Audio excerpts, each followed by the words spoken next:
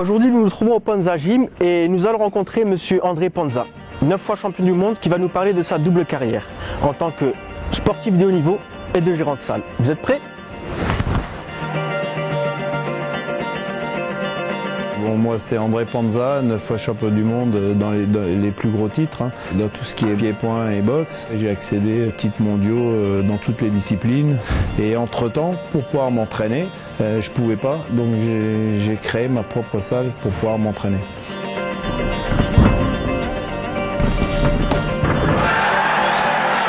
À part d'être champion, au départ, je rêvais de rien du tout. Et je me suis retrouvé de fil en aiguille là où je suis parce que je fais ce que j'aime faire, j'enseigne.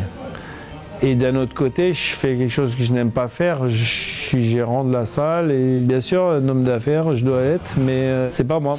Mais entre autres, dans ma carrière, j'ai aussi fait plein d'autres choses. J'avais créé le jeu ordinateur qui a été le plus vendu au monde à l'époque. Le Panza Kickboxing sur Atari, etc. Donc il y a beaucoup de gens qui m'ont connu là-dessus. Là-dessus, c'est pareil, j'ai pas été très bon parce que j'aurais pu faire que ça d'ailleurs. Mais bon, après, ils ont coulé la boîte, ils m'ont bien endormi. Le pourcentage, je l'ai jamais touché. À l'âge de 16 ans, j'avais ouvert ma première salle de boxe. Et j'ai démarré avec un petit morceau de salle et au fur et à mesure, j'ai agrandi jusqu'à ce que j'ai pu acheter le bâtiment, etc.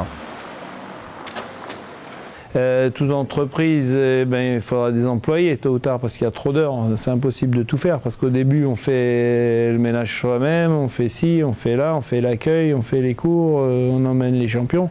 À un moment donné, ça fait trop. Il faut savoir gérer, il faut savoir aussi manier les employés, les lois, et les choses de base. Déjà l'assurance, les licences, parce qu'il y a tout le côté fédéral, associatif. Et après, il faut être bien entouré pour certains. Moi, j'ai pas eu trop cette chance, mais quand on grimpe, il y a toujours des gens pour aider.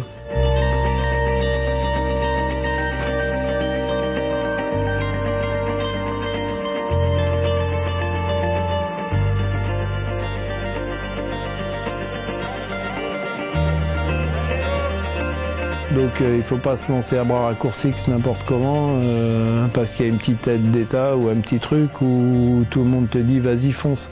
Oui, vas-y fonce, commence par te secouer, te lever le matin et t'entraîner.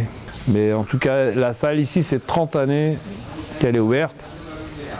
Et que ça vit et que ça grandit avec un brassage de gens, des enfants de l'âge de 4 ans qui démarrent ici sous forme ludique et constructive, éducative, évolutive, jusqu'à des gens qui ont 80, 84 ans, mon plus âgé, il a 84 ans. De direct, de uppercut, de crochet, de direct, entrer le menton, pivoter le buste.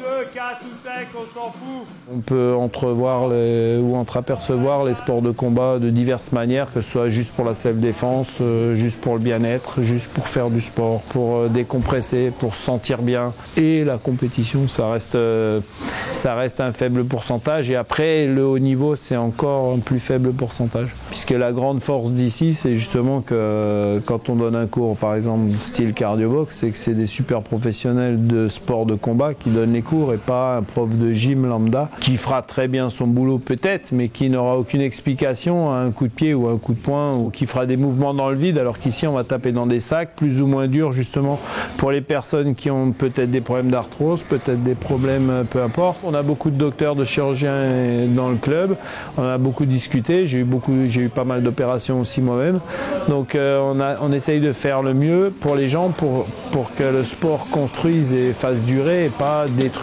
à court terme ni à long terme.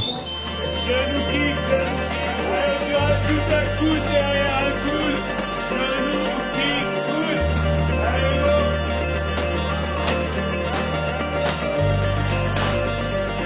Ce bien-être, il est pour tout le monde et ici, il n'y a pas de race ni de sélection, quelle qu'elle soit. Vous pouvez avoir autant des hommes d'affaires, des chirurgiens, des docteurs, des avocats que monsieur tout le monde. Et on ne sait pas qui est qui. Ici, c'est une salle de sport, une vraie salle de sport.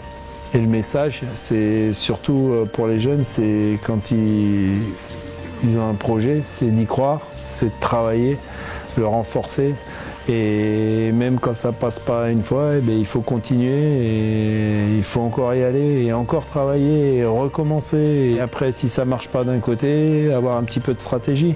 Comme on dit, si ça passe pas par la porte, il faut passer par la fenêtre. Quand ça passe pas par la fenêtre, eh bien, il faut escalader le mur, passer par le balcon. Et quand ça marche pas par le balcon, il faut passer par le toit. Et s'il faut raser la maison et recommencer une maison.